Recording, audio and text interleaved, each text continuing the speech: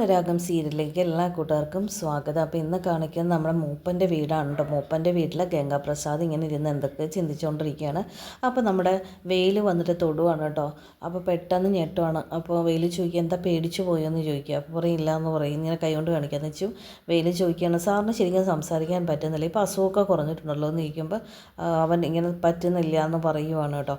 അപ്പം അല്ല ഇനി പോകണമെന്നെങ്കിൽ പറഞ്ഞാൽ മതി, എവിടെയാണെന്ന് വെച്ചാൽ കൊണ്ട് ഞാൻ ആക്കി തരാമെന്നൊക്കെ പറയുവാണ്. അപ്പോൾ അകത്ത് നിന്ന് വേലുവിൻ്റെ പെണ്ണുണ്ടല്ലോ അമലു ഇറങ്ങി വന്നിട്ട് പറയാണ്, അങ്ങനെ വിനായകേട്ടൻ പോകത്തൊന്നുമില്ല, വിനായകേട്ടൻ്റെ ദീനം മാറിയിട്ടൊന്നും ഇല്ല എന്ന് പറയുവാണ്. അതുകൊണ്ട് തൽക്കാലം ഇവിടുന്ന് പറഞ്ഞു വിടുന്നില്ല, ഇതൊന്നും ഇയാൾ തീരുമാനിക്കേണ്ടെന്ന് അമലു വേലുവിനോട് പറയുകയാണ് കേട്ടോ. അപ്പോൾ ഗംഗ അമലുവിനെ നോക്കുന്നുണ്ട്. അതെന്താ പറഞ്ഞു വിടാത്ത, ഇയാൾ പോകുന്നതിൻ്റെ വിഷമാണോ നിനക്കെന്ന് ചോദിക്കുമ്പോൾ അമലു പറയും, എനിക്കതിൻ്റെ വിഷമമൊന്നും ഇല്ല എന്ന് പറയുവാണ്. അപ്പോൾ ഇയാളോട് പോകാനൊന്നും പറഞ്ഞിട്ടില്ല, അപ്പോൾ പറഞ്ഞാലേ പോകാൻ പറ്റുള്ളൂ, പിന്നെ അത് മാത്രമല്ല ഇയാളുടെ ശബ്ദം വന്നതിന് ശേഷം മാത്രം പോയാൽ മതി എന്നാണ് അപ്പോൾ പറഞ്ഞിരിക്കുന്നതെന്ന് അമലു പറയുവാണ് വേലുവിനോട്. അപ്പോൾ ഗംഗ പതുക്കെ ഇങ്ങനെ ഒച്ച ഉണ്ടാക്കിയിട്ടോ, നിങ്ങൾ എന്തോ കാണിക്കുകയാണ്. അപ്പോൾ അമലു പറയാണ്, ആ ശബ്ദം കുറച്ച് വരുന്നുണ്ട്, കുറച്ചെങ്കിലും ശബ്ദം വന്നതിന് ശേഷം വിടാമെന്നാണ് അമലു പറയുന്നത്. അമലു പറയണ, വിനായകേട്ട വാ കഴിയിട്ട് വാ, ചായ എടുത്ത് വെച്ചിട്ടുണ്ടെന്ന് പറയുകയാണ് കേട്ടോ. അപ്പോൾ നേരെ വിനായകനൊരു പാത്രത്തിൽ വെള്ളം എടുത്ത് അവൾ കൊടുക്കുകയാണ് ചെയ്യുന്നത് വാ കഴുകാൻ വേണ്ടിയിട്ട്. അപ്പോൾ നമ്മുടെ വിനായകൻ എന്ന് പറഞ്ഞ ഗംഗപ്രസാദ് വായൊക്കെ കഴുകുകയാണ് കേട്ടോ ചെയ്യുന്നത്. അപ്പോൾ വേലു അവിടെ തന്നെ നിൽക്കുന്നുണ്ട്. അപ്പോൾ അമല ചോദിക്കണം, അല്ലേ വേലുവേട്ടന് വേലയൊന്നുമില്ലേ പൊക്കൂടെ എന്ന് ചോദിക്കുകയാണ് കേട്ടോ. അപ്പോൾ ഇവൻ അങ്ങനെ പോവാതെ അവിടെ തന്നെ നിൽക്കുവാണ്.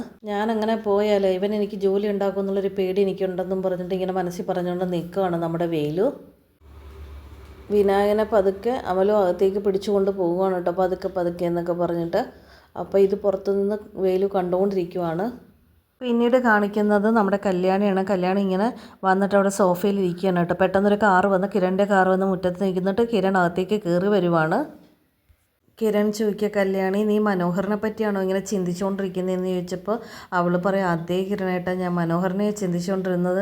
കാരണം എൻ്റെ അച്ഛൻ നന്നായി, എൻ്റെ അമ്മൂമ്മ നന്നായി, അതുപോലെ പിന്നെ മനോഹർ നന്നായിട്ടുണ്ടെന്നാണ് കല്യാണി വിശ്വസിക്കുന്നത്.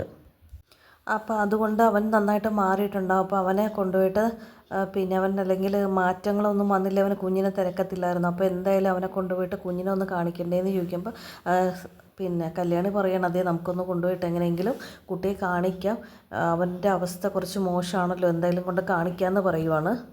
കല്യാണി പറയുവാണ്, മനോഹറിൻ്റെ സിറ്റുവേഷൻ കുറച്ച് ബുദ്ധിമുട്ടിലാണ്, അപ്പോൾ അവനെങ്ങാനും മരിച്ചു പോകും എന്തെങ്കിലും ചെയ്തു കഴിഞ്ഞാൽ നമുക്ക് നാളെ ഒരു കുറ്റബോധമായി മാറരുത്, അതുകൊണ്ട് നമുക്ക് എന്തായാലും കൊണ്ട് കുഞ്ഞിനെ ആക്കണമെന്ന് പറയുമ്പോൾ കിരൺ പറയാണ്, ശരി നമുക്ക് പോവാം, പിന്നെ നിൻ്റെ ഇഷ്ടം പോലെ തന്നെ ചെയ്യാം. പിന്നെ മനോഹർ അവനെ കൊല്ലാൻ വേണ്ടി നടക്കുവാണല്ലോ നമ്മുടെ സരയു. ഇപ്പോൾ സരയുവിനെ പറഞ്ഞ് ഞാൻ വിലക്കിയിട്ടുണ്ട്, അവിടെ നിറച്ച് പോലീസുണ്ട്, അവിടെ കയറാൻ പറ്റില്ല എന്നൊക്കെ പറഞ്ഞ് വിലക്കിയിട്ടുണ്ട്, എന്തായാലും നമുക്ക് അതൊക്കെ നോക്കാമെന്ന് പറയുവാണ്. കല്യാണി പറയുക, സരയു എത്ര വട്ടം എന്നെ കൊല്ലാൻ നോക്കിയതാണ്, അതുപോലെ സ്വന്തം അമ്മയെ എത്ര വട്ടം കൊല്ലാൻ നോക്കിയതാണ്, അവൾ മാറിയില്ലേ. അതുപോലെ കിരണേട്ടൻ്റെ അങ്കിള് എത്ര പ്രാവശ്യം കിരണേട്ടനെ ദ്രോഹിക്കാൻ നോക്കി. അപ്പോൾ അങ്ങനെ പലതരത്തിൽ നമ്മൾ ദ്രോഹിച്ചവർക്കൊക്കെ ഒരു മാറ്റം വന്നത് ഇപ്പോഴല്ലേ ഇവളൊക്കെ മാറിയത്. അതവിടെ ജീവിതത്തിൽ ഇത്രയും ബുദ്ധിമുട്ടുകളും സാഹചര്യങ്ങളൊക്കെ ഉണ്ടായ സമയത്തല്ലേ അവൾക്കൊരു മാറ്റം വന്നിരിക്കുന്നത് എന്ന് കല്യാണി പറയുകയാണേ. എന്നിട്ട് കല്യാണി പറയുകയാണ്, അല്ല മനോഹർ 2.5 കൊല്ലത്തോളം അവളോടൊപ്പം ജീവിച്ചിരുന്നു, ആ കുഞ്ഞിനെ കണ്ടിരുന്നു, അപ്പോൾ അതുകൊണ്ട് ആ കുഞ്ഞിനെ അവന് ജീവനായത് അങ്ങനെയാണ്, അവർ തമ്മിലുള്ള അടുപ്പം അങ്ങനെയാണ്. അപ്പോൾ കിരൺ പറഞ്ഞതിൻ്റെ യുക്തിക്കനുസരിച്ച് എന്താണെന്ന് വെച്ചാൽ നമുക്ക് ചെയ്യാം, കൊണ്ടുപോകണമെങ്കിൽ കൊണ്ടുപോകാമെന്ന് പറയുവാണ്. സാറേ ഇങ്ങനെ ഓഫീസിലിരുന്ന് ചിന്തിച്ചിട്ട് താഴെ ഇരുന്നൊരു കവർ എടുക്കുക കേട്ടോ, അതിനകത്തൊരു പർദ്ദയാണ് ഇരിക്കുന്നത്. അപ്പോൾ അവളിങ്ങനെ പറയണം, പർദ്ദ ഇട്ടിട്ട് അവിടെ ഹോസ്പിറ്റലിൽ കയറി ആരും എന്നെ സംശയിക്കാൻ പോകുന്നില്ല, അവനെ എന്തായാലും കൊല്ലണം ICUവിൽ വെച്ച് തന്നെ എന്ന് പറഞ്ഞിട്ട് അവളിതെല്ലാം എടുത്ത് നോക്കുവാണേ.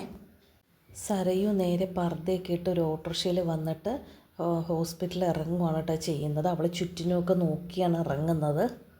സരയു നേരെ നടന്ന് ICUവിൻ്റെ ഫ്രണ്ടിലേക്ക് ചെല്ലുവാണ് കേട്ടോ. അപ്പോൾ അവിടെ ഒരു പോലീസുകാർ നിൽക്കുന്നുണ്ട്, ഒരാൾ ഇരിക്കുന്നുണ്ട്. അപ്പോൾ സരയു അകത്തേക്ക് കയറാൻ പോകുമ്പോൾ പോലീസുകാരൻ പറയുകയാണ്, അതേ വെസ്റ്റിൻ ടൈം അല്ല കേട്ടോ, ഇപ്പോൾ കയറാൻ പാടില്ല എന്ന് പറഞ്ഞ് അവൾ സോറി എന്നും പറഞ്ഞിട്ട് തിരിച്ചിറങ്ങി പോരുക കേട്ടോ ചെയ്യുന്നത്. അവർ 2 പോലീസുകാരും കൂടി ഇവിടെ വാച്ച് ചെയ്യുന്നുണ്ട്. സരയു അത് കഴിഞ്ഞിട്ട് അങ്ങനെ നടന്ന് അങ്ങോട്ട് വന്നു കഴിയുമ്പോൾ നോക്കുമ്പോൾ ഓരോരുത്തർ ഡ്യൂട്ടി ചേഞ്ചായി പോകുന്നു, ചിലർ ഡ്യൂട്ടിക്ക് ഇറങ്ങി വരുന്നു, നേഴ്സിംഗ് റൂമാൻ പറ്റിയാണ് കാണുന്നത്. അപ്പോൾ നേഴ്സുമാരെ ഡ്രസ് ചേഞ്ചിങ് റൂം ഇവൾ കണ്ടിട്ട് നേരെ ചുറ്റിനും നോക്കിയതിന് ശേഷം അകത്തോട്ട് കയറുകയാണ്. അവിടെ ഹാങ്കറിൽ നേഴ്സിൻ്റെ ഡ്രസ്സ് കിടപ്പുണ്ട്, അപ്പോൾ അത് അവളെടുത്ത് ഇടുകയാണ് ചെയ്യുന്നത്. സരയു ഡ്രസ്സൊക്കെ ഇട്ടിട്ട് മാസ്ക് ഒക്കെ വെച്ചിട്ട് കോട്ടിൻ്റെ അകത്ത് പോക്കറ്റിലൊക്കെ കൈയൊക്കെ ഇട്ട് കറക്റ്റ് നേഴ്സ് എങ്ങനെയാണോ നടക്കുന്നത് അതേപോലെ തന്നെ നടന്നവൾ വരുവാണേ. ഹോസ്പിറ്റലിലേക്ക് കല്യാണിയുടെ വണ്ടി വന്ന് നിൽക്കുവാണ് കേട്ടോ. അതിനകത്തുനിന്ന് കല്യാണി കുഞ്ഞും കൂടി ഇറങ്ങി, കൺമണിമോളും കൂടി ഇറങ്ങി വരുവാണ്. അപ്പോൾ കുഞ്ഞിനെ എടുത്തുകൊണ്ട് ഇവൾ നടന്നകത്തോട്ട് വരികയാണ് കേട്ടോ. ഈ സമയത്ത് സ്റ്റെപ്പ് കയറുന്നതിന് തൊട്ട് മുന്നേട്ട് ഐസിയുവിൻ്റെ അങ്ങോട്ട് പോകുന്ന സരയു പിന്നെ നേഴ്സിംഗ് കോട്ടൊക്കെ ഇട്ട് പോകുന്നതായിട്ട് നമ്മുടെ കല്യാണി കാണും കേട്ടോ. അപ്പോൾ കല്യാണിക്ക് പെട്ടെന്ന് മനസ്സിലാവും കേട്ടോ ഇവളിത് ഇങ്ങോട്ട് പോകും. അപ്പം അത് തന്നെ അപ്പോൾ അവൾ നേരെ ഐസിയുലോട്ട് കയറിപ്പോയി. പോലീസുകാരവിടെ നോക്കി നിന്ന് ആരാ പോയെന്നൊന്നും അവർ ചെക്ക് ചെയ്തൊന്നുമില്ല. അപ്പോൾ നേരെ കല്യാണി സ്റ്റെപ്പ് വേഗത്തിൽ അങ്ങ് കയറി പോവുകയാണേ. അവൾ നേരെ ചെല്ലുമ്പോൾ മനോഹർ ഉറങ്ങിക്കിടക്കുവാണ് കേട്ടോ. അപ്പോൾ അവളവിടെ കുറച്ച് നേരം നോക്കി നിന്നതിന് ശേഷം ഡാന്ന് വിളിക്കുകയാണ് കേട്ടോ. അപ്പോൾ ഇവൻ ഇങ്ങനെ നോക്കുമ്പോൾ കണ്ണ് തുറന്ന് നോക്കി കഴിയുമ്പോൾ സരയു മാസ്ക് മാറ്റി കാണിക്കുക. അപ്പം മനോഹർ ഞെട്ടിത്തെറിച്ചൊരവസ്ഥയിൽ സരയു എന്ന് പറഞ്ഞ് വിളിക്കുവാണേ. അതേടാ സരയു തന്നെ, ഞാൻ വന്നതേ നിന്നെ കൊല്ലാനാണെന്നും പറഞ്ഞ് അവൾ ബെഡിൻ്റെ സൈഡിലോട്ട് കാൽമുട്ടും മടക്കി വെച്ചിട്ട് അവളങ്ങ് കഴുത്തിനെ കുത്തി പിടിക്കുവാണ് കേട്ടോ. വായൊക്കെ പൊത്തി പിടിക്കുവാണ്. കല്യാണി ഓടിച്ചു നിന്നിട്ട് നേഴ്സിനെ വിളിച്ചിട്ട് പറയണ ഐസിയുവിൽ കിടക്കുന്ന പേഷ്യൻറ്റിനെ ആരും കൊല്ലാൻ നോക്കുന്നുണ്ടെന്ന് പറഞ്ഞ് നേഴ്സ് ഓടി വന്ന് നോക്കുമ്പോൾ ഇവൾ കൊല്ലാൻ ശ്രമിക്കുക. ആരാ ഇതെന്ന് പറഞ്ഞിട്ട് അവൻ നേഴ്സിനെ സരയോ കാലുകൊണ്ടൊരു ചവിട്ടി അവിടെ താഴെ എറിയുവാണ് കേട്ടോ ചെയ്യുന്നത്. ഉടനെ വേറുള്ള നേഴ്സുമാരൊക്കെ ഓടി വന്ന് ഇവളെ പിടിക്കുന്നു. അപ്പോൾ വിടെന്ന് സരയു പറയുന്നുണ്ടെങ്കിലും നേരെ ഒരാൾ വന്നിട്ട് ഇവിടെ കൈ അങ്ങ് കെട്ടുന്നുണ്ട് കേട്ടോ. നേഴ്സുമാർ ഓടി വരുന്നു, അങ്ങനെ കൈ കെട്ടുവാണ്. മനോഹറാണെങ്കിൽ ചുമച്ച് ആകെ വല്ലാണ്ടാവുകയാണ്. കാരണം അവൻ്റെ കഴുത്തിന് കുത്തിപ്പിടിച്ചല്ലോ, അവൻ വല്ലാത്തൊരവസ്ഥയിലോട്ട് എത്തുവാണേ. സരയുവിനെ അവർ കെട്ടി പുറത്തോട്ട് മറ്റേ ഐസിൻ്റെ പുറത്തേക്ക് കൊണ്ടുവരിക. അപ്പോൾ സരയു പറയുന്നുണ്ട് വീട് എനിക്ക് അവനെ കൊല്ലണം, വിടാനല്ലേ പറഞ്ഞതെന്നൊക്കെ പറയുവാണേ. പോലീസുകാർ രണ്ടെണ്ണം അവിടെ നോക്കി നിൽപ്പുണ്ട്. അപ്പോൾ ഡോക്ടർ അങ്ങോട്ട് ഓടി വരും. എന്താ പ്രശ്നമെന്ന് ചോദിക്കുമ്പോൾ നേഴ്സുമാർ പറയും ഇവൾ അകത്ത് കിടന്ന പേഷ്യൻറ്റിനെ കൊല്ലാൻ നോക്കിയെന്ന് പറയുവാണ്. അപ്പോൾ വേഷം മാറി വന്നതല്ലേ കൊല്ലാനെന്ന് ഇവളോട് ചോദിച്ചിട്ട് പോലീസുകാരോട് ചോദിക്കണം, അതെ ഇനി ഒരു പ്രതിക്ക് എന്തെങ്കിലും സംഭവിച്ചു കഴിഞ്ഞാൽ അത് നിങ്ങളല്ലേ ബാധിക്കും, നിങ്ങൾ ശ്രദ്ധിക്കണ്ടേന്ന് ഡോക്ടർ ചോദിക്കുവാണ്. അപ്പോൾ ഡോക്ടർ ചോദിക്കുക അയാളെ ഇവൾ എന്തെങ്കിലും ചെയ്തോന്ന് ചോദിച്ചപ്പോൾ കഴുത്തെ പിടിച്ച് നിൽക്കുന്നത്. അപ്പോൾ ഡോക്ടർ നേഴ്സും അകത്തേക്ക് കയറി പോവുകയാണ് ചെയ്യുന്നത്. കല്യാണി കുറച്ച് ദൂരെയായിട്ട് കൺമണി മോളുമായിട്ട് നിന്നുകൊണ്ട് ഇതൊക്കെ കാണുന്നുണ്ടേ. അപ്പോൾ നേഴ്സുമാർ ഇവളെ പിടിച്ചിട്ട് അവിടെ ഒരു കസേര ഇരുത്തി കേട്ടോ. ഇവളെ കിടന്നുകൊണ്ട് അലമ്പുണ്ടാക്കിക്കൊണ്ടിരിക്കുക, കൈയൊക്കെ കെട്ടിവെച്ചിട്ടുണ്ട്. പിന്നെ പോലീസുകാർ അവിടെയുണ്ട്. അപ്പോൾ ഡോക്ടറിന് അകത്ത് കയറി മനോഹറെ പരിശോധിച്ച് അറിയാം മനോഹറിൻ്റെ സിറ്റുവേഷൻ എങ്ങനെയാണ്. അപ്പോൾ കല്യാണി കുറച്ച് നേരം അവിടെ നിന്ന് ഇതെല്ലാം കണ്ടതിന് ശേഷം കല്യാണി പതുക്കെ അങ്ങോട്ട് പോവുകയാണ് കേട്ടോ. കല്യാണി തിരിച്ച് വീട്ടിലോട്ട് പോവുകയാണോന്ന് അറിയില്ല, അതോ പിന്നെ അങ്ങോട്ട് മാറി എവിടെയെങ്കിലും നിൽക്കാൻ പോവുകയാണോന്നും അറിയത്തില്ല. അപ്പോൾ കല്യാണി കുഞ്ഞിനെയും കൊണ്ട് അങ്ങ് പോവുകയാണ്. അപ്പോൾ ഇന്നത്തെ എപ്പിസോഡ് അവസാനിക്കുകയാണ്. അപ്പോൾ വീഡിയോ ഇഷ്ടപ്പെട്ടിട്ടുണ്ടെങ്കിൽ കൂട്ടുകാർ തീർച്ചയായിട്ടും വീഡിയോയ്ക്ക് ഒരു ലൈക്ക് കൊടുത്തേക്കുക. വീഡിയോ ഇഷ്ടപ്പെട്ടാൽ നിങ്ങളുടെ ഫ്രണ്ട്സ് റിലേറ്റീവ്സിനൊക്കെ ഷെയർ ചെയ്യണേ.